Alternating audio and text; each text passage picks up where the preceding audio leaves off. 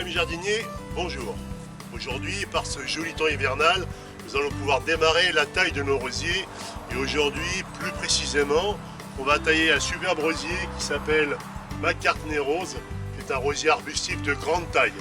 Voici donc le rosier McCartney Rose, un rosier arbustif naturellement, de grande taille. Donc il va falloir le tailler de façon plutôt longue, de façon à ne pas bouleverser le fonctionnement de la plante.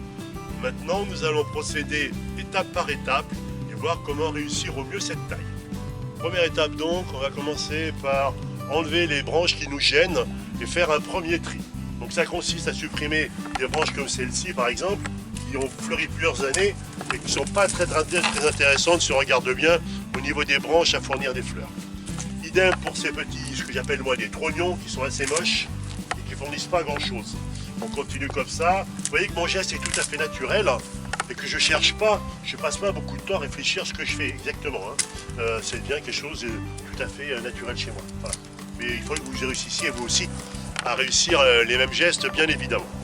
Donc une fois qu'on a enlevé ces premières branches, on va sélectionner maintenant les branches qui devront fleurir. Elles sont très faciles à repérer. C'est des branches de taille assez forte comme celle-ci ou comme celle-là. Et à contrario, des petites brindilles comme celle-ci donneront rarement de très belles fleurs. Donc on les supprimera au fur et à mesure.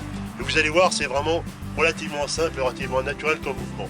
Donc je vais maintenant tailler. Je vais arrêter de parler parce que j'aime pas beaucoup parler en travaillant. Et vous allez voir que ça se passe bien.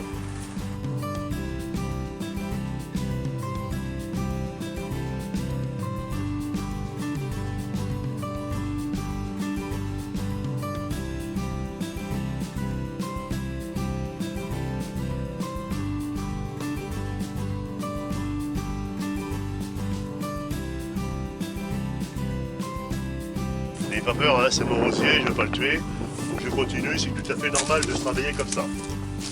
Par contre, je ne vous l'ai pas dit au début, mais pensez à avoir un très bon sécateur et puis des gants évidemment, parce que je vous rappelle que les rosiers ça pique un peu.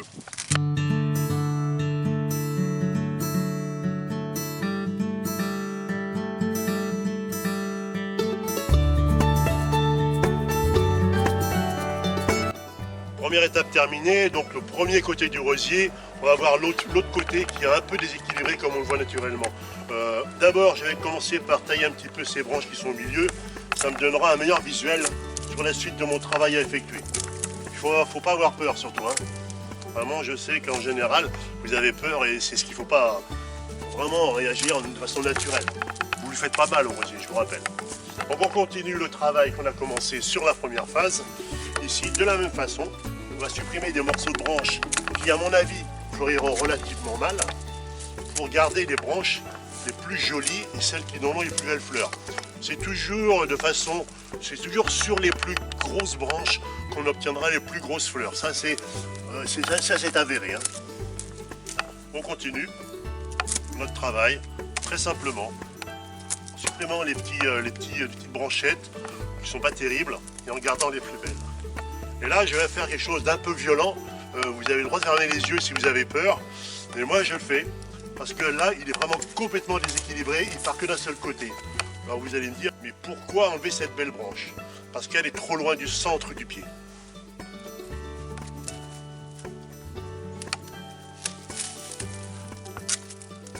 Je vous avais dit, c'est un peu violent.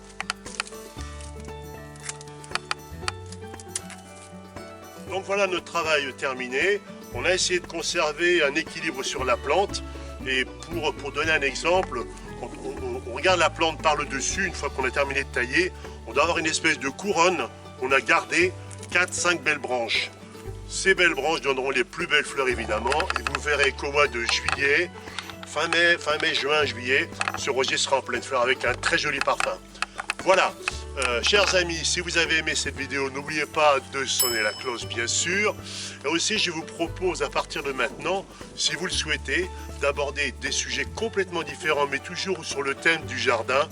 Posez-nous la question sur le Facebook et nous vous répondrons évidemment sur une belle petite vidéo. Amis jardiniers, à très bientôt pour de nouvelles aventures florales.